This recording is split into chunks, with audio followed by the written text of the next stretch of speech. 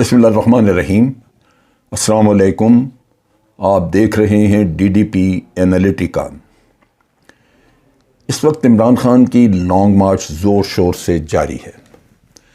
جس طرح لوگوں نے والہانہ استقبال کیا عمران خان کا، جس طرح جوش جذبے کے ساتھ وہ پارٹیسپیٹ کر رہے ہیں، حصہ لے رہے ہیں لانگ مارچ میں، اور آہستہ آہستہ وہ بڑھ رہے ہیں اسلام آباد کی طرف، تو حکومتی سرکلز میں اس کی وجہ سے خوف و ہراس بڑھ رہا ہے۔ وہ جانتے ہیں کہ یہ آزاد کشمیر سے بھی لانگ مارچ کے لیے لوگ آئیں گے، کے پی کے سے بھی آئیں گے۔ وہ جب آ کے سارے اسلام آباد کے آس پاس ملتے ہیں تو آپ اندازہ کریں کہ یہاں پہ کیا حال ہوگا۔ حیرانی کی بات یہ ہے کہ بہت پڑھے لکھے لوگ، جن کو ادراک ہے، جن کو اپنے ملک کی فکر ہے، وہ بغیر کسی کے کہنے کے وہ خود بخود میدان میں لانگ مارچ کا انتظار کر رہے ہیں یہاں اسلام آباد کے باہر۔ اس کی بنیادی وجہ یہی ہے کہ یہ جو رجیم چینج کا قصہ ہوا، یہ عوام نے اس کو قبول نہیں کیا۔ عوام کے نقطہ نگاہ سے یہ ایک سازش تھی، اور عوام سمجھتے ہیں کہ اس کے بعد سے ہمارے ملک کا بہت نقصان ہوا۔ نہ صرف نقصان ہوا ہمارا مالی طور پہ اور عوام کے دکھوں کے نقطہ نگاہ سے کہ مہنگائیاں بڑھی، بہت کچھ ہوا، بلکہ ایک سیاسی انتشار ملک میں ایسا پھیل گیا جس سے کہ ترقی والا کوئی رستہ آگے نظر نہیں آتا۔ پھر اس کے ساتھ ساتھ جو چیز جس سے عوام کے اندر نفرت بہت بڑی ہے، وہ ہے کرپٹ ٹولہ، جو کہ 13 جماعتیں جن کو عوام سمجھتے تھے کہ یہ ناکارہ ہیں اور انہوں نے کرپشن کی ہوئی ہے اور یہ لوٹ مار کرتے ہیں اور صرف اپنے خاندانوں کو آگے لانے کا کام کرتے ہیں، جب وہ لوگوں کے اوپر بیٹھے نظر آتے ہیں تو وہ کوئی کسی کے کہنے کی ان کو ضرورت نہیں ہے، کوئی موٹیویشن کی ضرورت نہیں ہے، صرف عمران خان کی طرف سے تھوڑا احساس دلانے کا کام کیا گیا اور لوگ آپ نظر آ رہا آپ کو کہ سڑکوں پہ۔ اب لوگوں کو گمراہ کرنے کے لیے اور اندر سے انتشار پیدا کرنے کے لیے جو اس وقت خبریں گردش کر رہی ہیں، اس میں 2 چیزیں ہمیں نظر آتی ہیں۔ ایک تو یہ کہ کوشش کی جا رہی ہے کہ پی ٹی آئی کے اندر کچھ نہ کچھ توڑ پھوڑ کی جائے۔ آپ نے دیکھا کہ فیصل وابڈا ایک طرف ہو گیا، لیکن فیصل وابڈا نے در حقیقت اپنی سیاست کی قبر کھو دی اور خود ہی اس میں اپنی سیاست دے کے دفن ہو گئے۔ آج فیصل وابڈا ایک بیکار، گئے گزرے، گھٹیا سے ایک انسان کا نام ہے جس کو کوئی بھی منہ لگانے کو تیار نہیں۔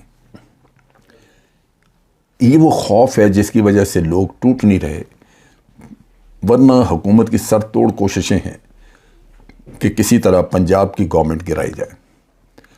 اس میں اگر تو پی ٹی آئی کے اندر توڑ پھوڑ ہو جائے تو حکومت بھی پنجاب کی گرتی ہے اور پی ٹی آئی بھی کمزور ہوتی ہے۔ لیکن میرا اپنا اندازہ ہے کہ اس وقت کوئی بھی شخص یہ رسک نہیں لے گا۔ ہاں، آپ یہ کہہ سکتے ہیں کہ بہت بڑی لالچ ہو کسی کو، جیسے میں نے اپنی پہلے ایک ویڈیو میں کہا تھا کہ بعض لوگوں کو یہ کہا گیا کہ بھئی آپ نے کچھ نہیں کرنا، پارٹی بھی نہ چھوڑیں، کچھ بھی نہ کریں، جب ہم آپ کو کہیں گے آپ 10-15 دن کے لیے عمرے پہ چلے جائیں، ہم پیچھے نو کانفیڈنس کروا دیں گے۔ تو اس طرح کی چال بازیاں بہت ساری کی جا رہی۔ دوسری طرف حکومتی وزراء جھوٹ کے پلندے بول بول کے وہ عوام کو گمراہ کر رہے ہیں۔ ان میں جو پیش ہیں وہ خواجہ آصف ہیں، احسن اقبال ہیں، اور مریم اورنگزیب تو روزانہ کی بنیاد پہ وہ کوئی نہ کوئی کہتی رہتی ہیں۔ ہمارے محترم پروفیسر صاحب احسن اقبال صاحب نے آج ایک بیان دیا اور انہوں نے کہا کہ عمران خان بھارتی میڈیا کی آنکھوں کا تارا بن چکا ہے، اور عمران خان کا بیانیہ بھارت میں بڑا مقبول ہوا۔ وہ بھارت تو یہ چاہتا ہے کہ پاکستان میں ادارے آپس میں لڑائیں، اور پی ایم ایل این کی بے پناہ کوشش ہے کہ کسی نہ کسی طرح اسٹیبلشمنٹ کو اور پی ٹی آئی کو آمنے سامنے لایا جائے اور ان کا فساد کرایا جائے۔ جو عمران خان نے ایک بیان دیا تھا کہ ڈی جی ایس آئی کان کھول کے سن لو، وہ کوئی مناسب بیان نہیں تھا۔ بہت باری کا ثبوت دینا چاہیے، لیڈرز کو چاہیے کہ وہ احتیاط کریں، کیونکہ ان کے ایک ایک لفظ کو لوگ پرکھ رہے ہوتے ہیں، اور یہ وہ بیانیہ تھا جو بھارت میں اپنایا گیا۔ لیکن جب عمران خان کو سمجھ لگی تو اگلے ہی دن اس نے افواج پاکستان کے بارے میں بڑے اچھے الفاظ کہے، اور اس نے کہا جی یہ ہماری فوج ہے اور ہم چاہتے ہیں کہ یہ مضبوط ہو ادارہ۔ تنقید کرنے کا یہ ہرگز مطلب نہیں ہے کہ ہم ادارے کو کوئی نقصان پہنچانا چاہتے ہیں، تنقید تعمیری۔ تو اس نے بڑی اچھی باتیں کیں جو کہ میں سمجھتا ہوں کہ اس لحاظ سے مناسب تھیں۔ پھر ایک الزام لگایا احسن اقبال نے کہ جب بھی ہم چین سے بات کرنے لگتے ہیں تو اس وقت عمران خان کو لانگ مارچ یاد آ جاتی۔ میں یوں کہوں گا کہ جب وہ لانگ مارچ کرتا ہے، اعلان کرتا ہے لانگ مارچ کا، تو آپ کو چین سے بات کرنا یاد آ جاتا ہے۔ لیکن چین کا اس لانگ مارچ سے کیا تعلق؟ پہلے تو آپ کا بہانہ تھا کہ چین کے صدر آ رہے ہیں اور انہوں نے دھرنا دیا ہوا ہے، لیکن اب تو چین کے صدر نہیں آ رہے، پرائم منسٹر جا رہا ہے جائے۔ اور جہاں تک بھارت کے ساتھ بات چیت کا تعلق ہے یا بھارت کے ساتھ معاملات کا تعلق ہے کہ وہاں کا میڈیا اچھال رہا ہے، تو اس کی بنیادی وجہ یہی ہے کہ میاں صاحب ان کے دوست تھے۔ میاں صاحب نے تو حریت کے لوگوں کو، وہاں گئے مودی کی حلف برداری میں، اور وہاں جا کے انہوں نے حریت کے لوگوں سے ملاقات ہی نہیں کی، جو کہ ہمارا ایک ہمیشہ سے ایس او پی تھا، ایک سٹینڈرڈ پروسیجر تھا کہ ہم جا کے وہاں ملتے تھے، لیکن میاں صاحب نے نہیں کی۔ تو آج اگر ان کو کوئی دکھ تھا تو وہ دکھ ان کو یہ ہے کہ عمران خان یہاں کو بیٹھا ہے، عمران خان کی پاپولیرٹی کیوں ہے، ان کو خطرہ لگتا ہے کہ عمران خان واپس آ جائے گا، لہذا وہ پوری کوشش کر رہے ہیں کہ اگر کوئی ایسی بات مل جائے جس سے کہ افواج پاکستان اور عمران خان کے درمیان دوریاں پیدا کی جا سکتی ہیں تو وہ کی جائے۔ یہ وہ سارا مسئلہ ہے جس کے اوپر معاملات چل رہے ہیں۔ جو بڑی ہی انہوں نے عجیب و غریب بات کی، میں بڑا حیران ہوتا ہوں بعض اوقات کہ ان کو اللہ تعالیٰ نے تعلیم بھی دی ہوئی ہے، آنکھیں بھی ہیں، کان بھی ہیں۔ عمران خان کے بارے میں کہتے ہیں احسن اقبال صاحب کہ یہ آدمی جس کا بیانیہ بھارت رٹ رہا ہے یا بھارت کے میڈیا پہ پاپولر ہے، پاکستان کے عوام اس کا ساتھ کیسے دے سکتے ہیں؟ کہتے ہیں چند ایک لوگ جو ہیں وہ اکٹھے کر کے آپ لانگ مارچ کریں تو اس کا ہرگز یہ مطلب نہیں کہ عوام آپ کے ساتھ ہے، لیکن یہ ان کی بھی غلط فہمی ہے، کیونکہ رب العالمین جب کسی کو غارت کرنا چاہتا ہے تو وہ اس کی آنکھوں پہ بھی، کانوں پہ بھی اور اس کی عقل پہ بھی پردہ ڈال دیتا ہے۔ یہ قرآن کریم میں واضح دیا ہوا ہے۔ باوجود بہترین نشانیوں کے جو پیغمبر لوگوں کے سامنے رکھتے رہے، وہ اس سے انکاری رہے، اور اس کا جواب رب العالمین نے یہی قرآن کریم میں دیا ہوا ہے کہ ہم ان کے اور اس دین کے معاملے میں ان کے درمیان ایک آڑ کھڑی کر دیتے ہیں۔ سو یہ وہ مسئلہ ہے ان کا، لیکن عوام ہو سکتا ہے کہ کہیں کسی مغالطے میں ہے، چنانچہ میں ایک اویئرنیس کے نقطہ نگاہ سے یہ بات کر رہا ہوں۔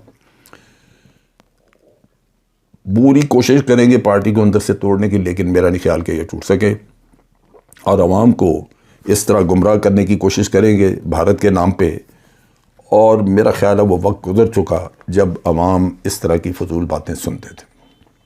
ان کو آج واضح طور پہ پتہ چل چکا ہے کہ پاکستان کا خیر خواہ کون ہے، اور اپنے بال بچے کا، اپنی ذات کا خیر خواہ کون ہے۔ عمران خان کی جائیدادیں باہر نہیں ہیں، وہ باہر نہیں بیٹھا۔ اقبال صاحب کہتے ہیں، احسن اقبال صاحب، کہ جی یہ گھڑی چور ہیں، یہ انہوں نے کنٹینر پہ بیٹھ کے نعرے لگاتے ہیں، یہ کرتے ہیں وہ کرتے ہیں. گھڑی تو واضح ہے کہ اس نے قانون کے مطابق پیسے دے کے خریدی، لیکن ان کا حال دیکھیں، یہ تو سیدھا لوٹ کے لے جاتے ہیں. بہرحال اس کے ساتھ جو دوسرا بڑا انسیڈنٹ ہوا یا جس کا مسئلہ آیا ہے وہ یہ ہے کہ ایف آئی اے نے عمران خان کے اوپر منی لانڈرنگ کا کیس بنایا.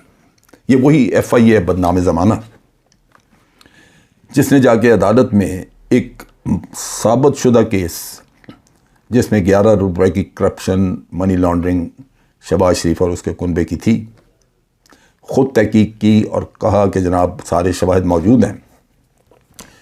اس کا عدالت میں جا کے جب حکومت آ گئی تو عدالت میں جا کے ان کو بری کرایا، کہا جن کا کیس ہے. تو اب عمران خان کے بارے میں یہ کہا گیا کہ جناب اس نے منی لانڈرنگ کی. منی لانڈرنگ کیا ہوا؟ یہ ایف آئی اے کو انہوں نے لانچ کیا کیونکہ کیس تھا فورن فنڈنگ کا یا پروہیبٹڈ فنڈنگ کا. وہ کیس تھا الیکشن کمیشن کے پاس. اس کو اس بدنیت حکومت نے اس کو ٹرانسفر کروایا ایف آئی اے کے پاس. ایف آئی اے میں انہوں نے ان کو جو انسٹرکشن دی اس کے مطابق انہوں نے کام کرنا شروع کر دیا. جھوٹے الزامات، وہ الزامات کل ثابت نہیں ہو سکیں گے، لیکن یہ ہے کہ ایف آئی اے کے ذریعے آپ کو خوار کیا جائے گا. اب اس وقت جو ایف آئی اے نے بنایا اس کا بنیادی مقصد یہ تھا کہ آپ کی لانگ مارچ کو سیبوٹاج کیا جائے.